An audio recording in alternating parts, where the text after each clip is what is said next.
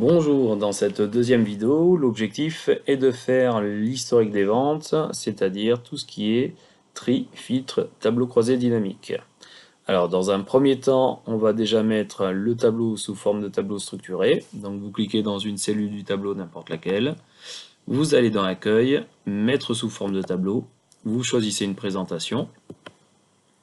Vous vérifiez que l'ordinateur vous a bien tout pris. Ça doit aller jusqu'à 398. Comport des en-têtes, on fait OK.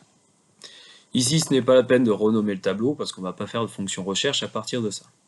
La première chose à faire déjà, c'est que l'on va faire un tri. Donc pour trier sur plusieurs colonnes, on est obligé de passer, quand on est dans ce tableau, par données triées.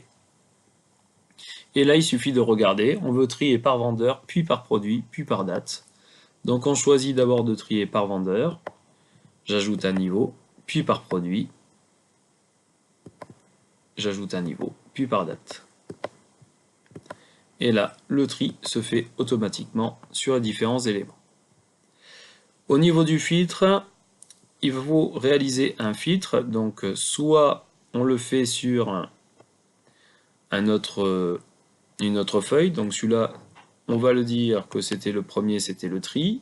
Je copie ma feuille. Alors, pour copier la feuille, deux possibilités. Soit vous faites comme pour déplacer la feuille et vous laissez le doigt sur CTRL et vous laissez le bouton de la souris. Ou alors, clic droit, déplacer au copier, vous créez une copie que vous mettez après la copie que vous venez de faire. Et vous avez de nouveau une copie. Donc là, ici, on va dire que c'était pour le tri. Ça va être pour le filtre.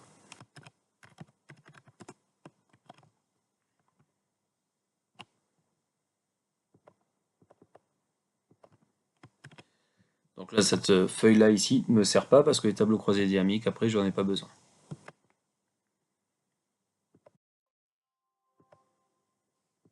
Alors, au niveau du filtre, on veut avoir uniquement les commandes supérieures à 100 unités. Donc, unité vendue, filtre numérique supérieur à 100. Alors l'image, le problème dans ce cas-là, c'est que l'image, elle va être filtrée aussi. Hop, on va la perdre, donc il va falloir la réagrandir à chaque fois. Pour Dupuis et pour le produit 3. Donc le produit, on décoche, on coche code produit 3. Au niveau de Dupuis, alors le problème c'est qu'on n'a plus maintenant du tout l'énoncé. Alors, au niveau de Dupuis, la même chose. On fait OK. Alors, il faut aller dans historique des ventes si on veut revoir les différents éléments. Combien de commandes et pour quel chiffre d'affaires? Donc là, si on veut faire un calcul sur ces éléments-là, dans l'outil de tableau, quand vous êtes dans création, vous cochez la ligne des totaux. Et si vous voulez savoir combien ça représente de chiffre d'affaires, vous prenez la fonction ici qui vous est proposée, par exemple la fonction somme, et ça vous donne le chiffre d'affaires, le total des unités vendues, et pour savoir combien ça représente en nombre de produits, on prend la fonction nombre. Donc 16 produits 3 ont permis d'avoir ce chiffre d'affaires total. 16 commandes de produits 3 pour 3309 unités vendues. Les autres éléments sont des tableaux croisés dynamiques. Donc pour réaliser un tableau croisé dynamique, vous mettez dans la feuille de départ, insertion, tableau croisé dynamique, on fait OK, on renomme la feuille TCD1, et vous pouvez faire autant de fois cette manip que vous avez de TCD. Donc vous faites TCD1, 2, 3, 4, 5. Donc je vous laisse faire cela. Pour le premier TCD, on veut avoir le nombre de produits 1 et 2 vendus avec la possibilité de filtrer par vendeur. Donc il y a plusieurs façons de faire ça. Si on veut savoir le nombre de produits 1 et 2 vendus, donc on va prendre les unités vendues, on clique, ça va se mettre automatiquement en valeur. Et le nombre de produits 1 et 2, on va prendre le code produit, P1, P2, P3. Alors si on veut avoir que le produit 1 et que le produit 2, vous avez deux possibilités. La première possibilité, on clique sur un des trois produits, et on va prendre que P1 et P2. P3, on le décoche, on fait OK. Donc on n'a plus que P1 et P2. Et on veut choisir en fonction du vendeur. Donc si on veut choisir en fonction du vendeur, deux possibilités, soit on met le vendeur en filtre, soit c'est mieux de faire comme ça, on va dans Analyse, dans le tableau, et on va insérer un segment sur le vendeur. je fais OK. Et là, comme ça, vous avez les vendeurs. Si je clique sur Dupuis, je sais combien il a vendu de produits P1 et P2, monsieur le champ également. Et j'aurais pu faire la même chose aussi pour les produits, c'est-à-dire qu'on peut mettre autant de segments que l'on veut. Si je veux insérer un segment maintenant sur le code produit, je fais OK. J'aurais pu prendre la description produit, c'est la même chose. Voilà. Là, si je veux avoir que P3, que P1, P2, P1, contrôle P3, je peux faire tout ce que je veux. Donc là, ici, le filtre, on pouvait également le faire là plutôt que de le faire ici.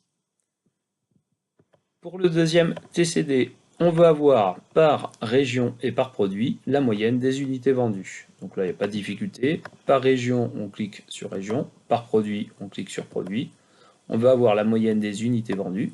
On clique sur unité vendue. L'ordinateur me met par défaut la fonction somme. Donc il y a deux possibilités. Soit vous prenez un des nombres, vous faites clic droit et dans synthétiser les valeurs, vous prenez la fonction moyenne. C'est souvent cette façon de faire que je fais. Autre possibilité, vous cliquez ici sur le titre, double-clic sur le titre, et vous pouvez également changer la fonction. Vous pouvez ensuite, une fois que vous avez fait ça, réduire, si vous voulez, le nombre de décimales, pour ne pas avoir trop de nombres après la virgule. L'idée, c'est d'avoir une moyenne des unités vendues, donc ça peut être en nombre entier. Dans ce DCD3, on veut regrouper cette fois-ci les dates par année et par mois afin de connaître la répartition du chiffre d'affaires total. Donc le chiffre d'affaires, on va le sélectionner. On va sélectionner les dates également. Les dates se mettent automatiquement par année. Clic droit, grouper. Elles se sont groupées par mois, par trimestre, par année. Décochez trimestre, vous faites OK. Et vous allez avoir les mois qui apparaissent avec les années. Donc très simple. TCD4, on veut avoir ici les ventes par centaines et donner la répartition du chiffre d'affaires total par région. Alors, pour regrouper les ventes par centaines, on va partir sur les quantités vendues et la répartition de chiffre d'affaires, on va partir sur le chiffre d'affaires et les régions. Donc, on clique dans le TCD4, on se met sur le tableau, on va prendre les régions, on va cocher, on va prendre le chiffre d'affaires. Le problème, c'est que quand je vais prendre unité vendue, l'ordinateur, comme c'est un nombre, il va les mettre en valeur. Donc il va falloir prendre les valeurs des unités vendues et les mettre en ligne. Alors je vais mettre devant la région même, en premier, on monte au-dessus de région, on lâche. Et là vous avez les différents éléments qui se sont mis. Pour plus de clarté, ce que je vais faire, c'est les régions, je vais les prendre et de façon exceptionnelle, je vais mettre en colonne. Donc comme ça on voit bien toutes les régions et les quantités vendues. Je vais maintenant cliquer sur une quantité vendue, clic droit grouper, et je vais grouper ça par centaines. Donc c'est ce qu'il me propose par défaut. Début à 1, fin à 1633. Je peux même taper fin à 1700. D'abord, l'ordinateur ne va pas inventer des quantités, mais ça permet d'avoir des éléments voilà, qui sont, au lieu de terminer par 1633, ils terminent par 1700. Donc ici, vous avez le chiffre d'affaires total, comme c'était demandé. Dernier TCD. Sur les derniers tableaux croisés dynamiques, on veut regrouper les clés par centaines. Donc la même chose, quand on va cliquer sur les clés, elles vont se mettre en valeur parce que c'est un nombre. Je prends, je remets en ligne. Je clique sur une clé, clic droit, je vais grouper par centaines. Donc je vais faire de 1 à 401. Je vais faire OK, ça fait comme ça. Une fois que j'ai réalisé ça, je vais donner la répartition par région et par produit du chiffre d'affaires. Donc là, je vais cliquer sur chiffre d'affaires, puis après région et produit. Alors, au niveau de la représentation, soit vous mettez produit en colonne, région en ligne, ça fait une présentation qui est claire. On peut prendre ça et le mettre en format comptabilité, comme c'était demandé. N'oubliez pas d'agrandir les colonnes si vous voyez des dièses apparaître. La même chose dans TCD4, je mets tout ça en format comptabilité et j'agrandis si je vois des dièses apparaître. Voilà pour ces tableaux croisés dynamiques.